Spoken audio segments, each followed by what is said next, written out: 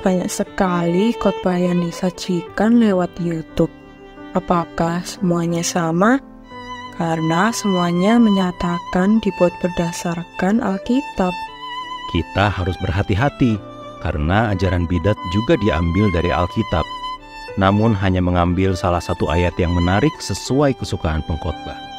Oh, kita mesti berhati-hati ya. Ya, benar. Sebabnya, kalau kita boleh menerima firman sejati, itu semata-mata karena anugerah Tuhan.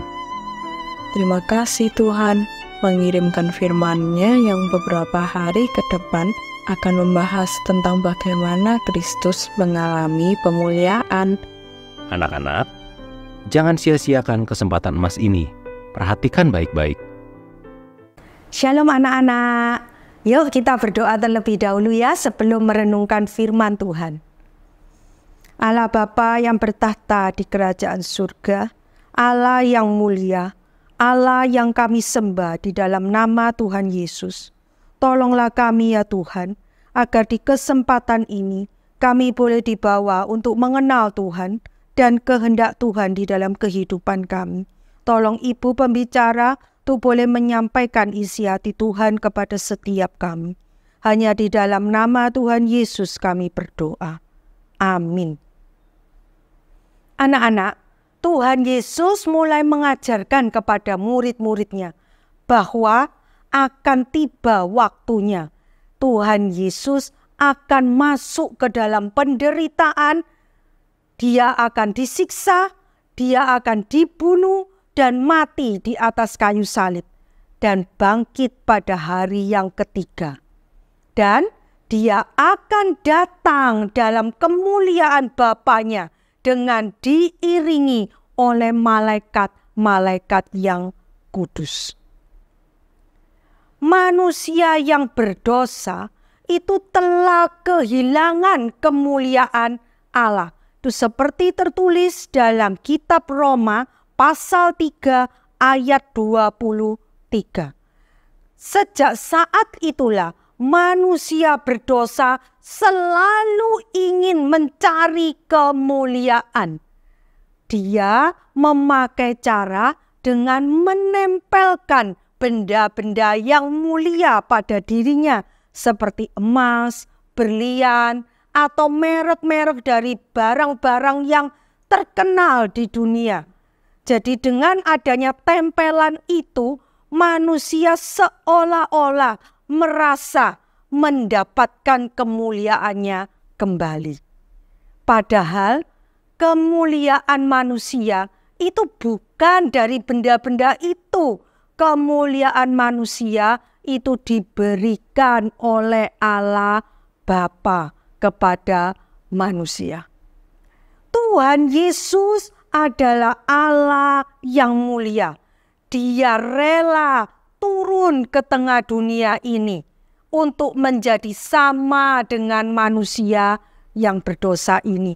Dia rela menjadi hina. Dan murid-murid Tuhan Yesus tidak bisa melihat kemuliaan Tuhan itu di dalam diri Tuhan Yesus ketika Tuhan Yesus ada di tengah dunia ini. Karena Tuhan Yesus menjadi sama dengan manusia-manusia yang hina ini. Pada suatu hari, Tuhan Yesus mengajak Yohanes, Yakobus, dan Petrus naik ke sebuah gunung yang tinggi. Di sana hanya mereka berempat. Kemudian terjadilah satu peristiwa yang luar biasa, yaitu terjadi perubahan pada wajah Tuhan Yesus menjadi berkilau dan jubahnya pun menjadi putih berkilau. Bahkan di Alkitab dicatat tidak ada seorang pun penatu di muka bumi ini yang bisa membuat pakaian menjadi seputih itu. Inilah peristiwa pemuliaan Tuhan Yesus. Peristiwa pemuliaan Tuhan Yesus itu adalah satu pernyataan dari Allah Bapa bahwa Tuhan Yesus itu akan mendapatkan kemuliaannya kalau dia bisa terus di dalam ketaatannya, di dalam penderitaannya. Maksudnya, kalau Tuhan Yesus itu berhasil melewati penderitaannya ini, maka Tuhan Yesus akan mendapatkan kemuliaannya. Anak-anak, ketika para murid ini melihat peristiwa pemuliaan Tuhan Yesus, mereka begitu takjub. Mereka bisa melihat bahwa manusia yang hina itu bisa loh dimuliakan oleh Allah. Jadi anak-anak, peristiwa ini pun selain memberikan kekuatan kepada Tuhan Yesus untuk menjalani penderitaannya di muka bumi, hal ini pun juga memberikan kekuatan atau pengharapan kepada kita pengikut-pengikut Kristus bahwa kita pun sedang menuju kepada pemuliaan tersebut. Manusia berdosa yang mau percaya kepada Tuhan Yesus akan masuk ke dalam proses pengudusan dan nantinya akan dibawa kepada pemuliaan. Jadi anak-anak, mari kita terus kerjakan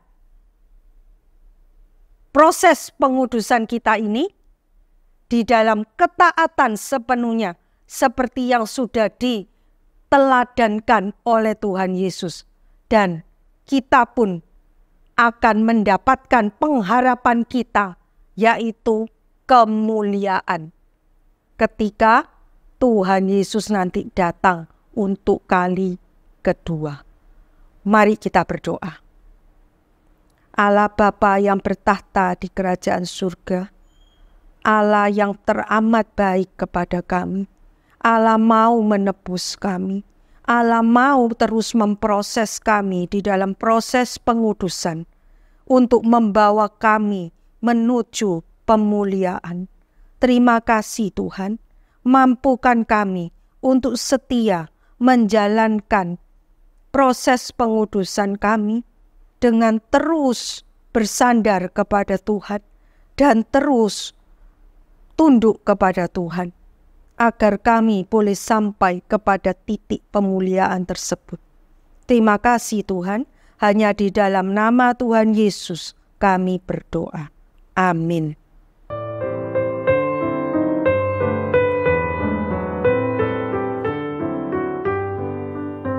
Pak, kita ini nggak sedang lihat film atau dengar cerita fiktif kan? Maksudnya? Katanya kerajaan Allah akan datang sehingga dapat dilihat. Apakah itu pasti real kah? Benar.